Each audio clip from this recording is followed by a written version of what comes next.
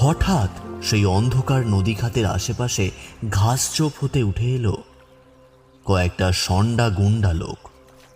ওদের পরনে কালো পোশাক আর মুখটা কালো মুখোশে ঢাকা।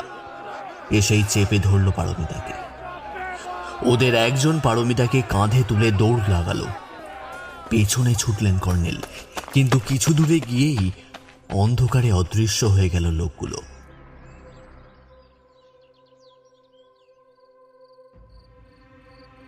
ব্যাকুল হয়ে ঘরে ঢুকলেন কর্নেল। ডাক্তার, ডাক্তার তাড়াতাড়ি চলো, সর্বনাশ হয়ে গেল।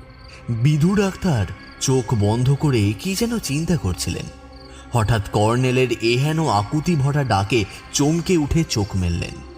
বললেন, কি হয়েছে কি? এই ভরা সন্ধ্যায় কোথায় গিয়েছিলেন? ডাক্তারকে সব কথা খুলে বললেন কর্নেল। টর্চ আর রাইফেলখানা সঙ্গে নিয়ে কর্নেলের সঙ্গে চললেন ডাক্তার। সাধুও সঙ্গ নিলেন। পথে যেতে যেতে সাধু বললেন, যা ভয় করেছিলাম তাই হয়েছে। এখন আর ওকে খোঁজা বৃথা। শয়তানের দল আর এই গায়ে নেই। মেয়েটি যে আপনার পূর্ব পরিচিত সেটা তো বলেননি কর্নেল।